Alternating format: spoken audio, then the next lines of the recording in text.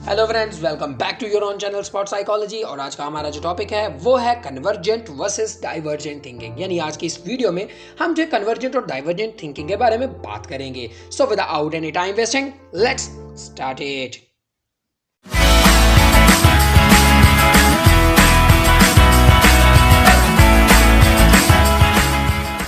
दोस्तों, convergent thinking और divergent thinking दोनों ही थिंकिंग की अलग अलग टाइप्स हैं, जिसे जेपी गलफोर्ड ने अपनी इंटेलिजेंस थ्योरी के मॉडल में भी पेश किया है। इसको आप इस तरह से जाने कि एक प्रॉब्लम है, उस प्रॉब्लम का एक ही अगर राइट सोल्यूशन हम फाइंड आउट करें, उसका कोई और सोल्यूशन निकले ही ना, तो वहां पे जो हम थिंकिंग यूज कर रहे हैं वो है कन्वर्जेंट थिंकिंग। यानी ऐसी थिंकिंग जिसमें सिर्फ उस प्रॉब्लम का एक ही सोल्यूशन हो और कोई सोल्यूशन ना हो, उसे हम कन्वर्जेंट थिंकिंग कहते हैं।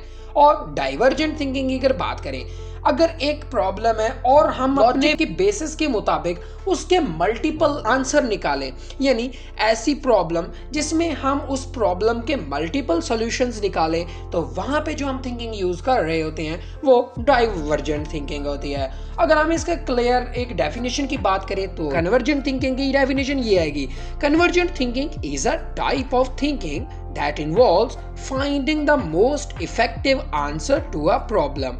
यानी एक प्रॉब्लम का जो मोस्ट इफेक्टिव आंसर होता है उसी को कन्वर्जेंट थिंकिंग कहते हैं। और divergent thinking is a type of thinking that involves generating creative ideas to explore many possible solution। यानी एक प्रॉब्लम के many possible solution find out करना, उसे डाइवर्जेंट थिंकिंग कहते हैं। दोस्तों, कन्वर्जेंट और डाइवर्जेंट थिंकिंग को याद करने का मैं आपको एक बेसिक से सोल्यूशन बताता हूँ कि आप इन दोनों के कुछ पॉइंट्स याद कर लें, और वो पॉइंट्स मैं आपको बताता हूँ इसी वीडियो में ही। देखिए, कन्वर्जेंट थिंकिंग में क्या होता है? कन्वर्जेंट थिंकिंग में सिर्फ एक यानी ओनली वन राइट सोल्यूशन होता है, जबकि डाइवर्जेंट थिंकिंग में मल्टीपल सॉल्यूशंस होते हैं। नंबर 2, कन्वर्जेंट थिंकिंग जो है एक्यूरेट होती है, स्पीडी होती है और लॉजिकल होती है, क्योंकि वो हम अपने नॉलेज के बेस पे उसका आंसर निकाल रहे होते हैं। डाइवर्जेंट थिंकिंग स्पॉन्टेनियस होती है, यानी अचानक हो सकती है, फ्री फ्लोटिंग और नॉन लीनियर। उसमें हम किसी भी रास्ते से जा सकते हैं, कोई हमारे पास एक रास्ता नहीं होता।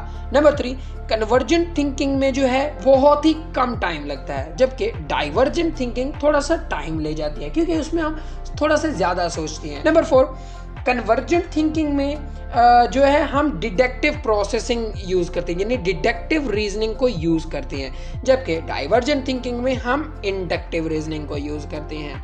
आप इसको इस तरह से भी याद कर सकते हैं कि जैसे आप किसी एक पेपर एमसीक्यूज को सॉल्व कर रहे हैं, यानी एक आपके पास एक क्वेश्चन दिया और उस क्वेश्चन के 4 मल्टीपल आंसर दिए गए।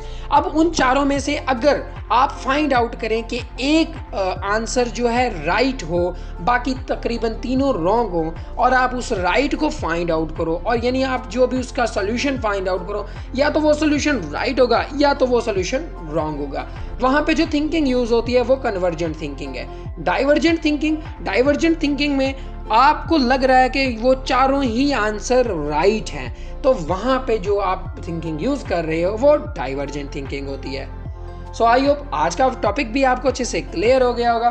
सो मिलते हैं फिर हम नेक्स्ट वीडियो में इसी तरह की नेक्स्ट इन्फॉर्मेशन के साथ। तब तक के लिए बाय बाय।